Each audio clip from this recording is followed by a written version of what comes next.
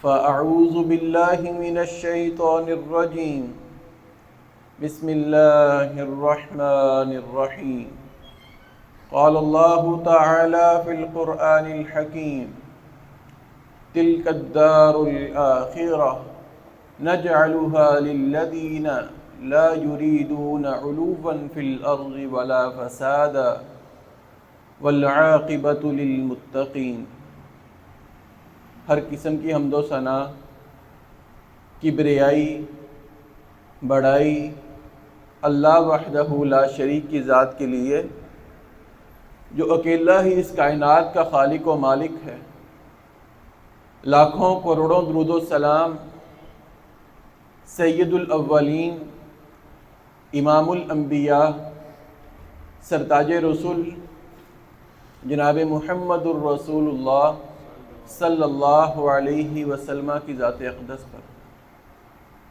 اس بات میں کوئی دو رائے نہیں کہ آئے روز ہم اپنے ہاتھوں سے جنازوں کو اٹھایا کرتے ہیں۔ یہ بات ہم ہر جنازے پر سنتے ہیں کہ جو بھی شخص اس دنیا میں آیا ہے اس نے دنیا سے ایک دن رخصت ہونا ہے، لیکن انسان کے جانے کا وقت کیا ہے یہ کسی کو معلوم نہیں۔ یہ موت اس قدر بے رحم چیز ہے، یہ کسی جوانی کا راز نہیں رکھتی، کسی جوان کی جوانی پر ترس نہیں کھاتی، کسی اکلوتے بیٹا جو ماں باپ کی خدمت کرنے والا ہے بوڑھے ماں باپ کا خیال بھی نہیں کرتی۔ وہ چھوٹے بچوں جن کا سہارا صرف ان کا ایک والد ہوا کرتا ہے، موت کو کبھی اس باپ کے اوپر بھی اور اس کے بچوں پر بھی کبھی ترس نہیں آیا۔ موت جس کا پیچھا کرے اس کو اپنے ساتھ لے کر ہی واپس جایا کرتی ہے۔ موت ایک ایسی حقیقت ہے کہ جس کا انکار کوئی مسلم ہو یا غیر مسلم وہ نہیں کر سکتا، لیکن اللہ رب العزت نے دنیا میں آنے کا انسان کی ایک ترتیب بیان فرمائی کہ پہلے دادا دنیا میں آئے گا، پھر اس کا بیٹا، پھر آگے اس کا بیٹا، اور آگے اس کی اولاد یعنی پوتا آئے گا۔ لیکن دنیا سے جانے کی اللہ رب العزت نے کوئی ترتیب نہیں بیان فرمائی۔ کبھی دادے کو اس کے پوتے کا جنازہ اٹھانا پڑتا ہے، کبھی باپ کو اپنی جوان اولاد کا جنازہ اٹھانا پڑتا ہے، اور کبھی اولاد کو اپنے والدین کو کندھا دینا پڑتا ہے۔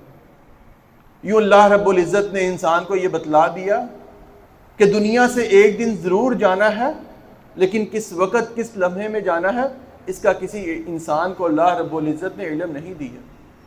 حتیٰ کہ انبیاء علیہ السلام جو دنیا کائنات کی عظیم ہستیاں ہیں انہیں بھی اس بات کا علم نہیں تھا کہ وہ کس وقت اور کس دن اللہ کے پاس جائیں گے۔ لیکن انبیاء کا یہ خاصہ ہے کہ ان کے جانے سے قبل اللہ رب العزت نے ملک الموت کو یہ حکم دیا کہ میرے جس نبی کے پاس جانا ہے اس سے اجازت طلب کرنی ہے، اگر وہ دنیا سے جانا چاہتے ہوں اجازت دیں، پھر ان کی روح کو قبض کرنا ہے۔ وگرنہ انبیاء علیہ السلام کو بھی کسی دن یا کسی وقت کا علم نہیں تھا کہ ان کی رخصت، ان سے دنیا سے رخصتی کس دن ہونے والی ہے۔ آج کے خطبہ جمعہ میں ہم یہ بات جاننے کی کوشش کریں گے کہ جب ہمیں یہ معلوم نہیں کہ ہم نے کس دن کس لمحے میں اس دنیا سے جانا ہے، تو ہمیں یہ تو معلوم ہے کہ ہم نے کس انداز سے دنیا سے جانا ہے۔ انسان کا مزاج، انسان کی جو دنیا کے اندر کارکردگی ہے، جو شب و روز، جو لیل و نہار کی روٹین ہے، اس سے اس بات کا اندازہ لگایا جا سکتا ہے عمومی طور پر کہ انسان کا خاتمہ کس انداز سے ہونے والا ہے۔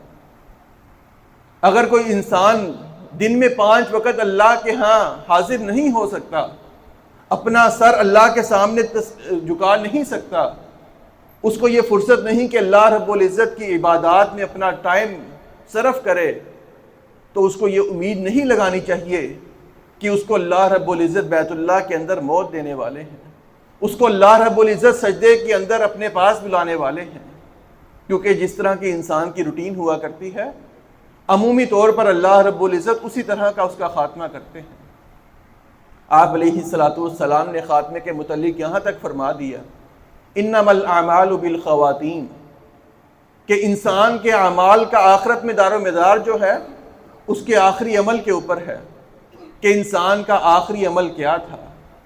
اسی لیے انسان کو ہر وقت نیکی کے کاموں میں مصروف رہنا چاہیے، نیکی کی تلاش میں رہے کہ جب وقت کا معلوم نہیں تو شاید میں کسی نیکی میں مصروف ہوں اور اللہ رب العزت کا بلاوا آ جائے، میں نیکی کرتا کرتا اللہ کے پاس چلا جاؤں اور روز قیامت تک میرا معاملہ اللہ رب العزت کے پاس نیکی والا ہو جائے۔ اور آپ علیہ الصلوۃ والسلام کے فرامین سے کبھی یہ بھی پتہ لگتا ہے کہ انسان ساری زندگی گناہوں میں مبتلا ہوتا ہے، لیکن اس کی کوئی ادا اللہ رب العزت کو پسند آ جاتی ہے کہ اس کا خاتمہ اللہ رب العزت بہترین کر دیتے ہیں۔ آج کے خطبہ جمعہ کا عنوان اسی لیے آپ کے سامنے رکھا گیا کہ حالیہ دنوں میں یو کے کے اندر ایک آدمی جو کرسچن ہے، 60 سال کی عمر ہے، 60 سال اس نے کرسچن مذہب کو اختیار کیے رکھا، کینسر کا مریض ہے۔ ایک دن اسلامی سوسائٹی کے پاس جاتا ہے، اسلامک سینٹر کے اندر گیا، ذہن کے اندر خیال آیا میں اسلام کے بارے معلومات تو حاصل کروں۔ وہ 60 سال کا آدمی جو کینسر کے مرض میں مبتلا ہے، وہاں پر گیا، اسلامی تعلیمات کو سنا، دل کو اچھی لگی، کلمہ پڑھ لیتا ہے۔ ابھی 24 گھنٹے نہیں گزرے تھے کہ اسی اسلامک سینٹر کے اندر اگلے دن ظہر کے وقت اس کا نماز جنازہ ادا کیا گیا کہ اللہ رب العزت کو اس کی کوئی ادا ایسی پسند آ گئی کہ 60 سال اللہ کی نافرمانی میں گزاری، 60 سال آپ علیہ الصلوۃ والسلام کی ختم نبوت کو نہیں مانا، لیکن کوئی ادا ایسی اللہ کو پسند آ گئی کہ 24 گھنٹے بھی اسلام کے اوپر زندہ نہیں رہا، لیکن اللہ رب العزت نے خاتمہ اسلام کے اوپر کر دیا۔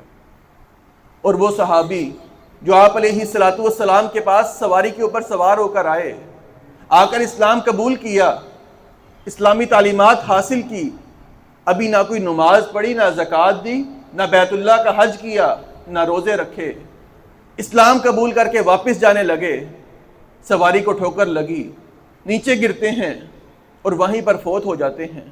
آپ علیہ الصلوۃ والسلام نے فرمایا یہ جنتی آدمی ہے، یعنی نہ کوئی نماز پڑھی، نہ کوئی روزہ رکھا، لیکن شاید اللہ کو کوئی ان کا عمل ایسا لگا، اتنا اچھا لگا کہ ان کا خاتمہ اللہ رب العزت نے ایمان کے اوپر کر دیا۔ وہ یہودی بچہ جو آپ علیہ الصلوۃ والسلام کے پاس آیا کرتا، آپ کے بیانات کو سنا کرتا، آپ سے محبت کا اظہار کیا کرتا، آخری وقت ہے، دنیا سے رخصت ہونے لگا ہے، آپ علیہ الصلوۃ والسلام نے کلمے کی تلقین کی، کلمہ پڑھ لیا، نہ کوئی نماز پڑھی، نہ کوئی زکوٰۃ دی، نہ کسی کام پر عمل کیا دین کے اوپر، لیکن آپ علیہ الصلوۃ والسلام نے فرمایا یہ بچہ جنتی ہے۔ آپ علیہ الصلوۃ والسلام کے فرامین سے یہ بھی پتہ لگتا ہے کہ انسان کو دنیا میں رہنا ہے تو اللہ رب العزت کے ساتھ اچھا گمان رکھنا ہے۔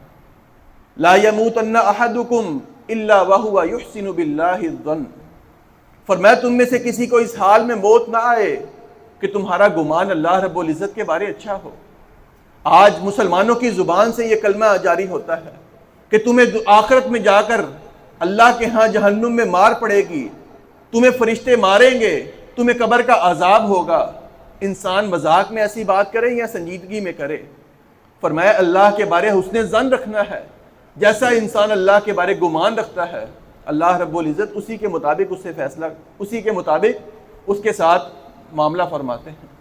اگر انسان کا دنیا میں یہ گمان ہے کہ مجھے مار پڑے گی، مجھے اللہ رب العزت جہنم میں پھینکیں گے، پھر اللہ رب العزت اس کے ساتھ کوئی اچھا معاملہ نہیں کریں گے، بلکہ اس کے گمان کے مطابق ہی اللہ رب العزت اس کے ساتھ معاملہ فرمائیں گے۔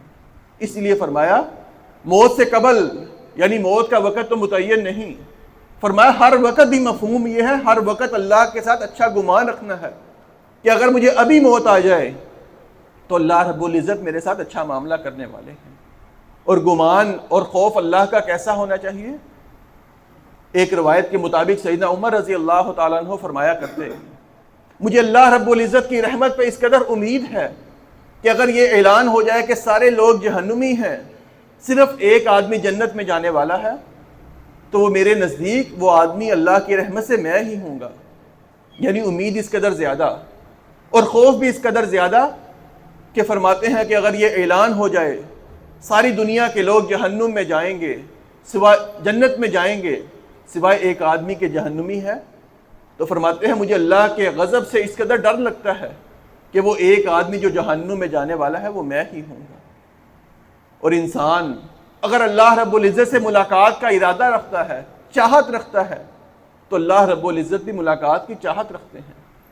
آپ علیہ الصلوۃ والسلام نے فرمایا من احب لقاء اللہ، جو اللہ سے ملاقات کی چاہت رکھتا ہے، احب اللہ لقاءہ، بدلے میں اللہ رب العزت بھی اس سے ملاقات کی چاہت رکھتے ہیں۔ ومن کرہ لقاء اللہ، اور جو اللہ سے ملاقات کو ناپسند کرتا ہے، کرہ اللہ لقاءہ، اللہ بھی اس سے ملاقات کو ناپسند کرتے ہیں۔ صحابہ نے سیدہ عائشہ سے سوال کیا، اے مومنوں کی ماں، وہ کون سا انسان ہے جو دنیا میں رہنا نہیں چاہتا؟ موت کی تمنا تو کوئی بھی نہیں کرتا، زندگی کی تمنا ہر ایک کی ہے۔ فرمایا اس کا یہ مفہوم نہیں، مفہوم تو یہ ہے کہ جب دنیا سے جانے لگتے ہیں، صحیح مسلم کی روایت کے مطابق اللہ رب العزت نیک آدمی کے پاس فرشتے کو بھیجتے ہیں، اے میرے بندے، میں تجھے موت سے قبل 3 خوشخبریاں دیتا ہوں، میں تجھ سے راضی ہوں، تو میری رحمت کا مستحق ہے اور تو میری جنت کا مہمان ہے۔ فرمایا انسان کو یہ خوشخبری ملتی ہے، انسان اللہ سے ملاقات کی چاہت کرتا ہے، کہتا نظر آتا ہے کہ مجھے جلدی اللہ رب العزت کے پاس لے کر جایا جائے۔ اور فرمایا جو اللہ سے ملاقات کو ناپسند کرتا ہے، برا انسان ہے، کافر ہے، فرشتے اس کے پاس بھی آتے ہیں، اس کو یہ اللہ کی طرف سے وعید سناتے ہیں کہ اللہ رب العزت اس سے ناراض ہے، تو اللہ کے عذاب کا مستحق ہے اور تیرے لیے جہنم کا فیصلہ کر دیا گیا ہے۔ فرمایا وہ انسان اس وقت بھی کہتا ہے میری روح کو قبض نہ کیا جائے، مجھے دنیا میں رہنے دیا جائے، مجھے آخرت نہیں چاہیے۔ یہ فرمایا کہ اللہ رب العزت سے ملاقات کی چاہت اور اللہ سے ملاقات کی تمنا نہ کرنے کا مفہوم سیدہ عائشہ رضی اللہ تعالیٰ عنہا نے یہ بیان فرمایا۔ آئیے چند واقعات کہ جن کی تناظر میں ہم اپنے آپ کا جائزہ لے سکتے ہیں کہ اگر انسان اللہ رب العزت کے ساتھ اچھا معاملہ کرنے والا ہو، دنیا کی زندگی میں اللہ رب العزت کے دین کی خاطر قربانیاں دینے والا ہو، تو اللہ رب العزت اس کا خاتمہ کیسا کرتے ہیں، اور اس کے مقابلے میں اگر انسان دنیا میں اللہ کی نافرمانی کرنے والا ہو، پھر اس کا خاتمہ اللہ رب العزت کیسے کرتے ہیں۔ سب سے پہلا واقعہ امام ابو زرع رازی رحمہ اللہ کا واقعہ کہ 7 لاکھ احادیث کے حافظ ہیں، ساری زندگی حدیث پڑھائی ہے، آخری وقت ہے، طبیعت اس قدر ناسازگار ہے کہ کلمہ زبان پر جاری نہیں ہو رہا، وقت کے امام، وقت کے حافظ، وقت کے محدث ہیں، لیکن طبیعت اس قدر خراب ہے کہ زبان پر کلمہ جاری نہیں ہو رہا۔ آپ کے شاگرد آپ کے پاس بیٹھے ہیں، 3 وقت کے امام آپ کے پاس بیٹھے ہیں، لیکن گھبرا رہے ہیں کہ استاد کے سامنے کیسے کہا جائے لقینوا موتاکم لا الہ الا اللہ، کہ فرمایا موت سے قبل مردے کو، جو مردہ ہونے والا ہے، اپنے بھائی کو، اپنے دوست کو جو موت کے قریب ہے، اس کو کلمے کی تلقین کرو۔ لیکن امام ہیں، استاد کا روب ہے کہ استاد کو کیسے کہا جائے کہ استاد جی کلمہ پڑھ لیے۔ ذہن میں خیال آیا ساری زندگی حدیث پڑھائی ہے، ان کے سامنے وہی حدیث رکھتے ہیں، شاید کہ ان کی زبان پر کلمہ جاری ہو جائے۔ وہ حدیث کی سند ایک امام نے پڑھنا شروع کی، حدثنا ابو عاصم قال حدثنا حمید بن جعفر عن صالح۔ حدیث کی سند یہاں تک پڑھی، رک جاتے ہیں، شو یہ کروایا حدیث بھول چکے ہیں۔ دوسرے محدث کہتے ہیں میں حدیث سناتا ہوں، حدثنا ابو عاصم قال حدثنا حمید بن جعفر عن صالح بن ابی عریب۔ اتنا پڑھا، رک جاتے ہیں، کہا آگے میرے ذہن میں نہیں آ رہا۔ وہ امام ابو زرع رازی جو موت کی کشمکش میں ہیں، بیماری کے عالم میں ہیں، ذہن کے اندر جب آواز پڑی کانوں میں کہ حدیث کی بات ہو رہی ہے، ساری زندگی حدیث پڑھائی تھی، وہ علم نے جوش مارا، کہنے لگے رک جاؤ، اجلسونی، مجھے بٹھاؤ۔ آپ کو بٹھایا گیا، کہا مجھے وضو کرواؤ، وضو کروایا گیا، کہا مجھے حدیث آتی ہے، میں حدیث سناتا ہوں۔ قال حدثنا ابو عاصم قال حدثنا عبد الحمید بن جعفر عن صالح بن ابی عریب عن کثیر بن مرہ عن معاذ بن جبل رضی اللہ تعالی عنہ قال قال رسول اللہ صلی اللہ علیہ وسلم من کان آخر کلامہ لا الہ الا اللہ۔ لا الہ الا اللہ جاری ہوا، آسمان کی طرف دیکھتے ہیں، مسکرانے لگے، وہیں پر اللہ رب العزت نے روح کو قبض کر لیا۔ راوی بیان کرتے ہیں حدیث کے آخری الفاظ تھے دخل الجنہ، کہ جس کی زبان پر آخری وقت میں کلمہ لا الہ الا اللہ جاری ہو گیا وہ جنت میں داخل ہوگا۔ راوی بیان کرتے ہیں داخل الجنہ کے الفاظ نہیں کہے، آسمان کی طرف دیکھ کر مسکرائے ہیں، گویا اللہ رب العزت نے جنت دکھا دی اس لیے مسکرائے ہیں، اور اللہ رب العزت نے آپ کی روح کو قبض کر لیا۔ دوسرا واقعہ کہ جو انسان اپنی زندگی اللہ کے راستے میں اللہ کے دین میں وقف کر دے، اللہ اس کا خاتمہ کیسا کرتے ہیں۔ آپ سب نے نام سنا ہوگا علامہ احسان الہی ظہیر رحمہ اللہ تعالی کا۔ ان کی شخصیت سے کون واقف نہیں ہے؟ آپ کے دوست مکتبہ دیوبند کے عالم دین بیان کرتے ہیں، یعنی مسلک بیان کرنے والا، واقعہ بیان کرنے والا اہل حدیث نہیں بلکہ مسلک دیوبند کا عالم دین ہے۔ بیان کرتے ہیں وفات سے ایک ماہ پہلے آپ مسجد نبوی میں جاتے ہیں، وہاں سے جامعہ اسلامیہ مدینہ یونیورسٹی میں جاتے ہیں۔ طلباء نے اصرار کیا کہ آپ کو جنت البقیع کے اندر صحابہ اکرام کی قبروں کا علم ہے کہ کہاں پر کون سے صحابہ دفن ہیں، آپ ہمیں ذرا صحابہ کی قبر تو دکھا دیجئے۔ وہ مسلک کے دیوبند کے عالم دین بیان کرتے ہیں کہ طلباء کے ساتھ آپ مدینہ یونیورسٹی سے جنت البقیع میں آ رہے ہیں، آتے ہوئے راستے میں میں بھی مل جاتا ہوں، میرا ہاتھ پکڑا، کہا آؤ قبرستان چلتے ہیں۔ وہ واقعہ لکھتے ہیں اور وہ واقعہ پڑھنے کے قابل ہے۔ کہنے لگے میرے ذہن میں خیال آیا یہ وہابی مولوی ہے، مجھے ساتھ لے کر جا رہا ہے اور قبرستان جا رہا ہے، آج خیر نہیں لگتی۔ کہنے لگے راستے میں جاتے ہوئے قبرستان کے اندر جاتے ہیں، سیدنا عثمان رضی اللہ تعالیٰ عنہ کی قبر کے پاس ایک پتھر پڑا تھا، علامہ احسان الہی ظہیر نے اس پتھر کو ٹھوکر ماری، رونے لگے، کہا اللہ اس قدر وسیع زمین ہے تو مجھے بھی یہاں پر جگہ دے دے۔ پھر آگے جاتے ہیں، سیدنا عثمان کی قبر کے پاس کھڑے ہوئے، وہ دیوبند کے عالم دین بیان کرتے ہیں میری آنکھوں کی طرف دیکھا، میں نے ان کی آنکھوں کی طرف دیکھا، وہ بھی رونے لگے، میں بھی رونے لگا۔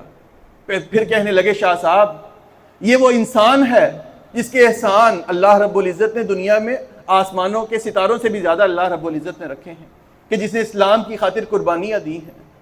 پھر وہاں پر کہنے لگے قبلہ رخ ہو کر سائڈ پر ہو کر کھڑے ہوئے، رونے لگے، کہے محمد کے رب کی قسم، اے رب محمد صلی اللہ علیہ وسلم، جنت البقیع میں اس قدر زیادہ جگہ ہے، 2 گز جگہ ہمیں بھی مل جائے تو کیا ہے۔ زاروں کی طرح رونے لگے، وہاں پر آپ کے آنسو بھی گرتے ہیں اور اس کے بعد آپ واپس آ جاتے ہیں۔ پھر لاہور کے اندر جلسہ ہوا، جلسے کے اندر دھماکہ ہوا، یہاں بھی علماء شہید ہوئے، علماء زخمی ہوئے، لیکن وہ عالم دین لکھتے ہیں کہ جب دھماکہ ہوا آپ کی طبیعت ناسازگار تھی، مجھے آپ کی دعا یاد آنے لگی کہ مکہ میں مدینہ میں دعا کی ہے اور دھماکہ لاہور میں ہو رہا ہے۔ صبح پتہ لگا سعودی عرب سے ایک جہاز آ رہا ہے، آپ کو ریاض کے اندر لے کے جایا جا رہا ہے، ریاض کے اندر آپ کا علاج کیا جائے گا۔ وہ علامہ جو 6 دن زندگی اور موت کی کشمکش میں لاہور میں زندہ رہے، ریاض میں جانے کے بعد 24 گھنٹے میں زندہ نہیں رہتے۔ ریاض کے اندر آپ کا جنازہ ہوا، ظہر کے وقت آپ کا جنازہ ہوا، اور آج جس کا نام عرب کے اندر یاد کیا جاتا ہے فتاوی جات کے اندر، شیخ ابن باز رحمہ اللہ، وہ آپ کے جنازے میں شریک تھے۔ ہزاروں کی تعداد میں جنازے میں لوگوں نے شرکت کی۔ جنازے کے بعد فیصلہ ہوا کہاں پر تدفین کی جائے۔ سعودی عرب کا قانون، وہ بریلوی دیوبند کے مسلک کے علماء لکھتے ہیں، سعودی عرب کا قانون تھا کہ جہاں پر انسان وفات پاتا ہے اسی شہر کے اندر اس کو دفنایا جائے گا، لیکن علامہ احسان الہی ظہیر کے لیے انہوں نے قانون کو تبدیل کیا کہ ریاض کے اندر وفات ہوئی ہے، جنازہ یہاں بھی ہو چکا ہے، لیکن 2 طیارے تیار کیے گئے۔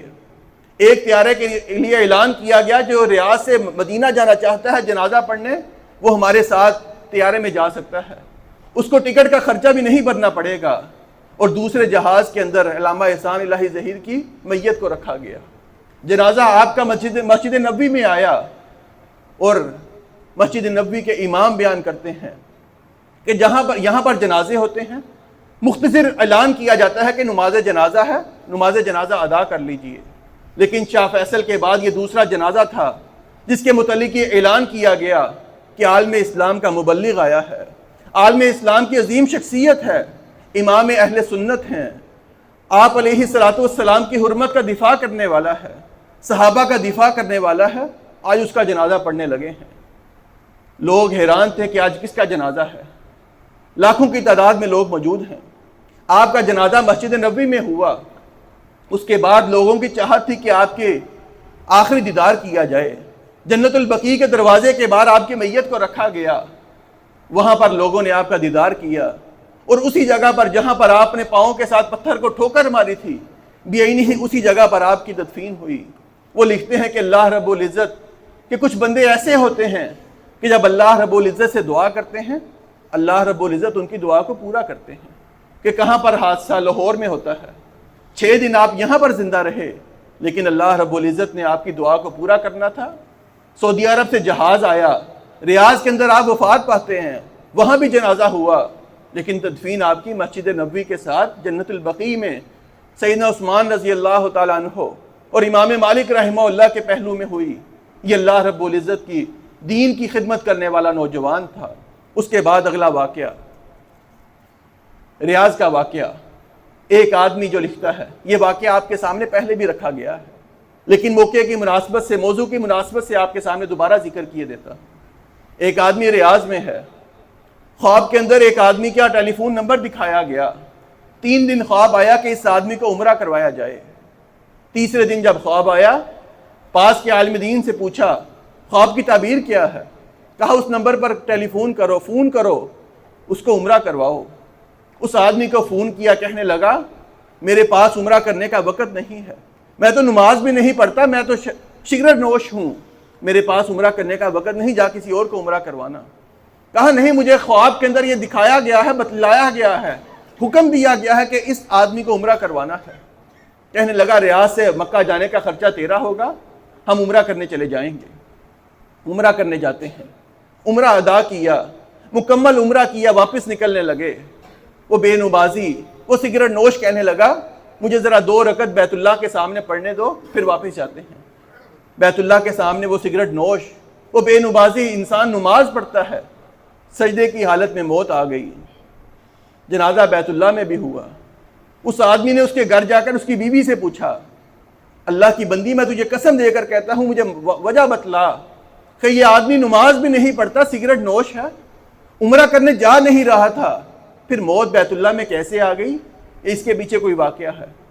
کہنے لگی میرے ہمسائے میں ایک بیوہ عورت رہتی ہے، اس کے یتیم بچے ہیں، میرا شوہر جب بھی گھر کے اندر پھل فروٹ لے کر آتا، 2 شاپروں پہ لے کر آتا، اپنے گھر میں آنے سے پہلے اس گھر کا بیل دیتا، دروازے کے ساتھ شاپر لٹکا دیتا، پھر اپنے گھر آیا کرتا۔ وہ یہ صلہ رحمی کا نتیجہ تھا۔ وہ بیوہ عورت کی دعا تھی، جب بھی وہ فروٹ لیتی ایک ہی دعا کیا کرتی، اللہ تیرا خاتمہ اچھا کرے۔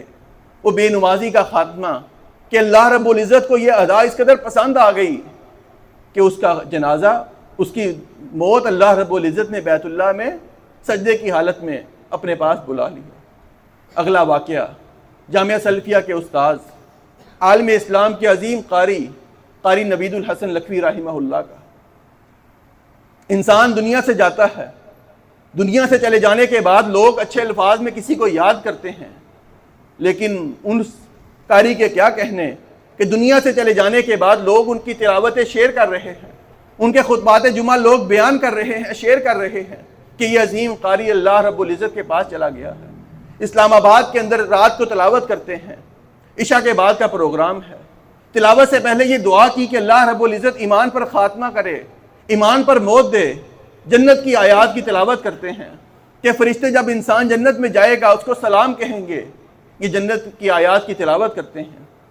پھر صبح کے وقت کراچی کے لیے نکلتے ہیں، اور کراچی بھی اس لیے جا رہے ہیں، تلاوت کرنے جا رہے ہیں، کوئی دنیا کا پروگرام نہیں بلکہ اللہ کے قرآن کو سنانے جا رہے ہیں۔ راستے میں طبیعت خراب ہوئی، اچانک اللہ رب العزت کے پاس چلے جاتے ہیں۔ اور جامعہ سلفیہ کی تاریخ کا وہ سب سے بڑا جنازہ کہ مسلک کے اہل حدیث کے علاوہ دوسرے مسالک کے لوگ اور قراء اکرام آئے، جہاں پر ان کا دیدار کر رہے ہیں، بڑے بڑے علماء ان کی میت کا بوسہ لینے کو اپنی سعادت سمجھ رہے ہیں۔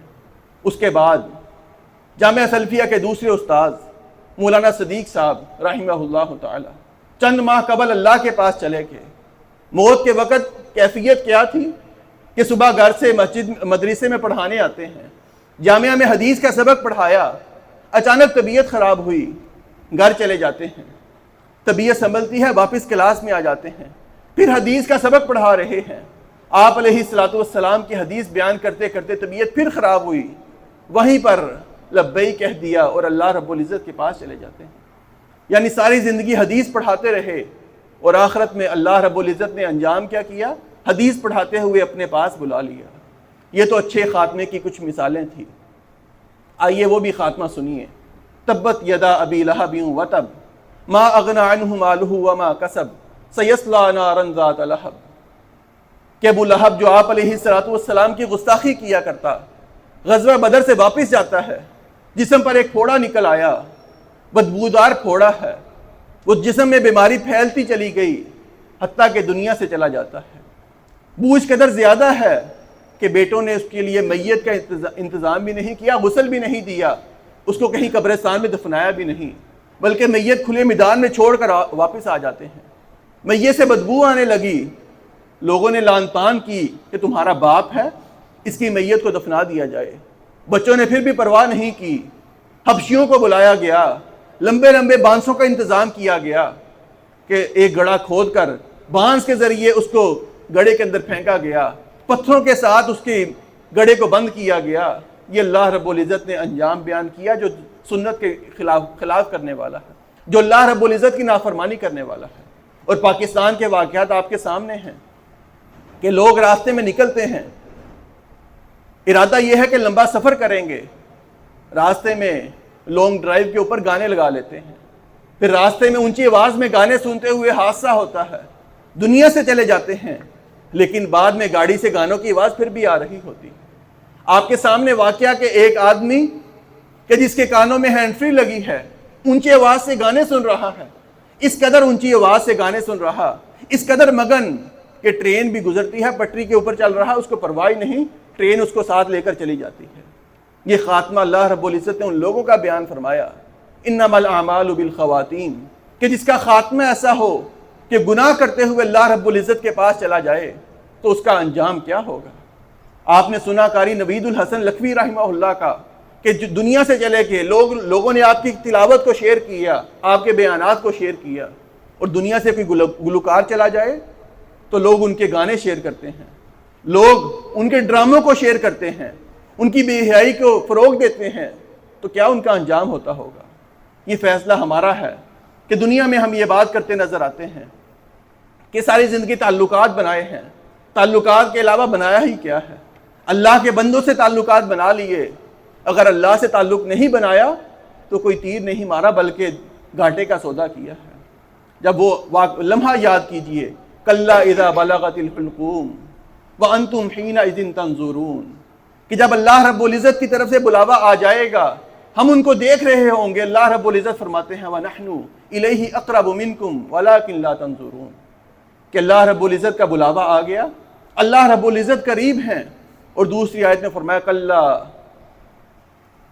کَلَّا إِذَا بَلَغَتِ التَّرَاقِيَ وَقِيلَ مَنْ رَاقٍ وَظَنَّ أَنَّهُ الْفِرَاقُ وَالْتَفَّتِ السَّاقُ بِالسَّاقِ، کہ جب موت حلق تک آ جاتی ہے تو اس وقت انسان کسی کو ڈاکٹر کے پاس بھیجتا ہے، کوئی دم کرنے والا، کوئی رقیہ کرنے والا پاس بلاتا ہے، کسی حکیم کو بلایا جاتا ہے کہ شفا مل جائے، لیکن اللہ رب العزت نے فرمایا وَظَنَّ أَنَّهُ الْفِرَاقُ، وہ آدمی جان چکا ہے کہ اس کی جدائی کا وقت آ چکا ہے۔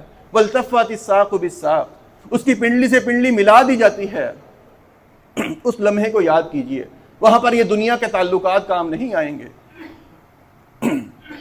انسان کے تعلقات اگر اللہ رب العزت کے ساتھ خاص ہوئے، اللہ کے ساتھ اچھے تعلقات ہوئے، انسان کسی ایسی جگہ پر بھی مرے جہاں پر کوئی انسان نہیں تو انسان کو کوئی پرواہ نہیں ہوتی۔ آخری واقعہ امام سیدنا ابو ذر رضی اللہ تعالیٰ عنہ کا۔ آپ مدینہ کے باہر ایک بستی میں رہتے ہیں، موت کا وقت قریب آ گیا، بستی میں صرف آپ کی زوجہ آپ کے ساتھ ہیں۔ موت سے قبل آپ کی بیوی رونے لگی، کہا بیوی کس بات پر روتی ہو؟ کہا میرے پاس اتنے پیسے نہیں کہ آپ کو کفن دے سکوں، یہ بھی نہیں کہ کوئی آپ کا جنازہ پڑھ سکے، کوئی آپ کو غسل دے سکے، میں اس بات پر روتی ہوں۔ یعنی دنیا سے بے رغبت ہو کر الگ رہنے والے صحابی، پاس کوئی آدمی موجود نہیں کوئی جنازہ پڑھ سکے، لیکن اللہ کے ساتھ تعلق مضبوط تھا۔ کہنے لگی اے میری بیوی پریشان نہیں ہونا، مجھے وہ حدیث یاد ہے، آپ نے فرمایا تھا ایک جماعت کے اندر کہ اس میں سے ایک آدمی ایسا ہے کہ جس کے جنازے کو ایک بڑی جماعت کندھا دینے والی ہے، ایک بڑی جماعت اس کا جنازہ پڑھے گی۔ کہا اس مجلس کے سارے لوگ دنیا سے جا چکے ہیں، میں اکیلا رہ گیا ہوں، بس تیرا کام یہ ہے میں دنیا سے چلا جاؤں، میری میت کو راستے کے اوپر رکھ دینا، آگے تیری ذمہ داری ختم ہے۔ آپ کی زوجہ نے ایسے ہی کیا، آپ دنیا سے رخصت ہوئے، آپ کی میت کو اٹھایا، راستے میں رکھ دیا۔ وہاں سے ایک قافلہ آ رہا تھا جس کی قیادت سیدنا عبداللہ بن مسعود رضی اللہ تعالیٰ عنہ کر رہے تھے۔ دیکھا میت پڑی ہے، دیکھا کس کی میت ہے؟ ابو ذر رضی اللہ تعالیٰ عنہ کی میت ہے۔ رونے لگے، ان کو بھی وہ حدیث یاد آ گئی کہ آپ علیہ السلام نے فرمایا تھا کہ ایک آدمی ایسا ہے کہ جس کی میت کو اکیلا رہنے والا ہے، میت کو کندھا دینے والے، جنازہ پڑھنے والے ایک جماعت ہوں گے۔ سیدنا عبداللہ بن مسعود نے آپ کو غسل دیا، آپ کو کفن پہنایا، آپ کا جنازہ ایک جماعت نے پڑھا، پھر آپ کو دفن کر دیا گیا۔ یہ اللہ سے تعلق تھا کہ اکیلے رہنے والے تھے، لیکن دنیا سے رخصت ہوئے تو اللہ رب العزت نے سارے انتظامات کر دیے۔ ہمارے پاس ابھی وقت ہے، یہ پتہ نہیں کہ دنیا سے کس وقت رخصت ہونا ہے، لیکن یہ معلوم ہے کہ ہماری زندگی کا مزاج کیا ہے، ہمارے شب و روز کیسے گزرتے ہیں، ہمارے لیل و نہار کیسے گزرتے ہیں۔ جس انداز سے میں زندگی گزار رہا ہوں ایسا ہی خاتمہ ہونے والا ہے۔ آپ علیہ السلام نے فرمایا کہ ہر نماز کو یہ سمجھو کہ آخری نماز ہے، یعنی ظہر کی نماز کا وقت ہے، نماز پڑھنے کا دل نہیں کر رہا، یہی خیال کرو شاید کہ یہ آخری نماز ہو۔ اس طرح انسان نماز کی پابندی کرے گا، آخرت کی فکر کرے گا۔ اللہ رب العزت سے دعا ہے اللہ رب العزت ہمارے سامنے جب ہمارا خاتمہ ہو، اللہ رب العزت ایمان کے اوپر اور اللہ رب العزت اپنے رضامندی کے ساتھ ہمارا خاتمہ فرمائے، اور ہمیں مرتے وقت زبان پر کلمہ لا الہ الا اللہ جاری فرمائے۔ دنیا سے رخصتی ہماری ایسی ہو کہ ہم تو ہنس رہے ہوں، مسکرا رہے ہوں، دنیا والے ہمارے ارد گرد بیٹھنے والے رو رہے ہوں کہ یہ اللہ کا بندہ، اللہ کے دین کی خدمت کرنے والا اور اللہ رب العزت کے بندوں کی احساس کرنے والا تھا۔ اللہ رب العزت سے دعا ہے اللہ رب العزت ہمارا حسن خاتمہ فرمائے۔ وآخر دعوایا ان الحمد للہ رب العالمین۔